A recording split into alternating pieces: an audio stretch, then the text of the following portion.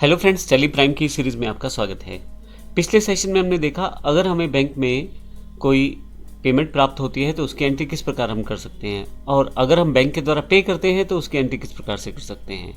इस सेशन में हम देखेंगे अगर हमें डायरेक्ट एक्सपेंसेस यानी कि जो ट्रेडिंग अकाउंट में आने वाले एक्सपेंसेस होते हैं अगर वो पे करने हैं तो उसकी एंट्री अकाउंट्स में किस प्रकार से टेली प्राइम में करेंगे, और अगर हमें इनडायरेक्ट एक्सपेंसेस की पेमेंट करनी है तो जो कि प्रॉफिट एंड लॉस के अंतर्गत आते हैं डेबिट साइड पे, उनकी एंट्री किस प्रकार से कर सकते हैं टेली प्राइम में।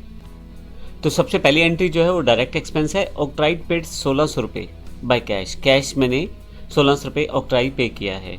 और दूसरी एंट्री जो है वो इनडायरेक्ट एक्सपेंस है जो कि टेलीफोन एक्सपेंसेस है, जो कि प्रॉफिट एंड लॉस के आइटम है। वो 1000 रुपये मैंने उसमें पे किया है, लेकिन वो पेमेंट बैंक के द्वारा किया है।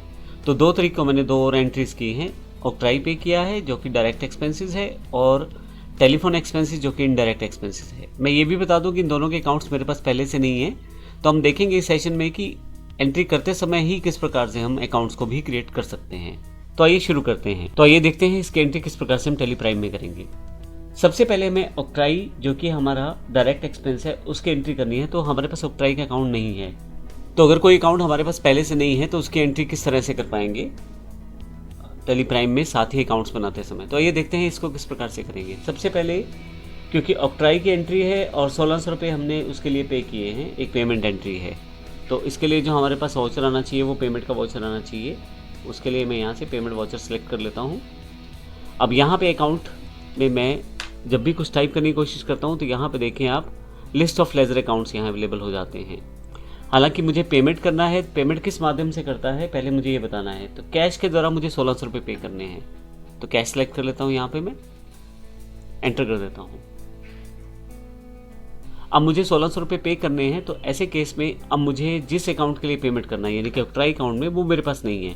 तो मैं कुछ भी टाइप करना शुरू करूँगा तो यहाँ पे मेरे पास काफ़ी सारी लिस्ट ऑफ लेजर अकाउंट्स आ जाएंगे।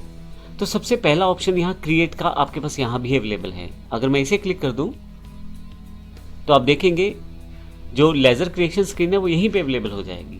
अब यहीं से मैं नया अकाउंट बना के यानी कि नई लेज़र बना के साथ साथ एंट्री भी कर सकता हूँ। तो आइए देखते हैं किस प्रकार से कर सकते हैं। तो सबसे पहले तो मैं यहाँ पे जो ऑक्ट्राई अकाउंट है उसको मैं यहाँ बना लेता हूँ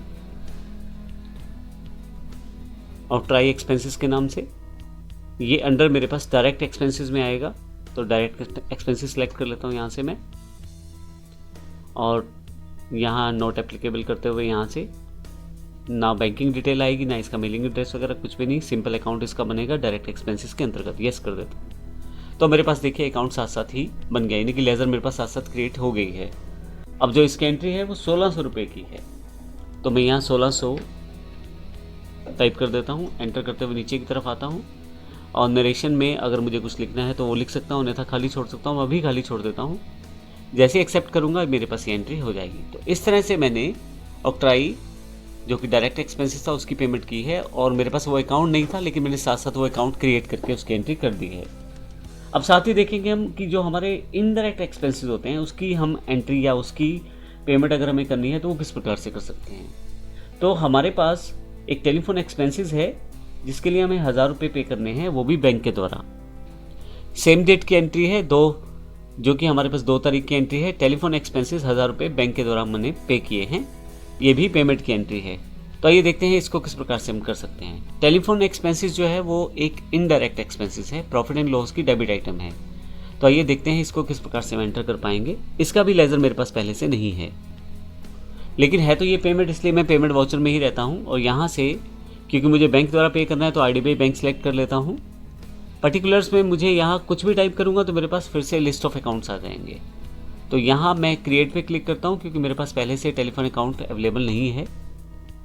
तो मैं यहाँ टेलीफोन एक्सपेंसेस अकाउंट बना लेता हूँ। अंडर ये मेरा इनडायरेक्ट एक्सपेंसेस के अंतर्गत आएगा क्योंकि हमारी प्रॉफिट एंड लॉस की आइटम है।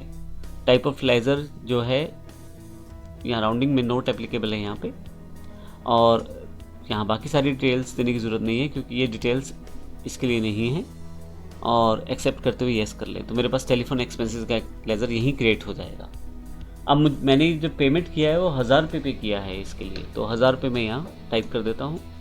फाइनली नरेशन में खाली छोड़ देता हूँ, क्योंकि मैंने बैंक द्वारा पे किया है तो फिर चेक की इन्फॉर्मेशन मांगी जा रही है, तो जिस चेक के द्वारा मैंने पे किया है उसकी इन्फॉर्मेशन यहाँ मैं दे देता हूँ।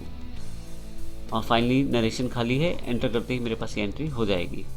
अगर आप एस्केप करके बाहर आ जाएं और डे बुक में देखें तो आपके पास टेलीफोन एक्सपेंसेस और ऑक्ट्राई एक्सपेंसेस दोनों की पेमेंट एंट्री यहाँ पे अवेलेबल है।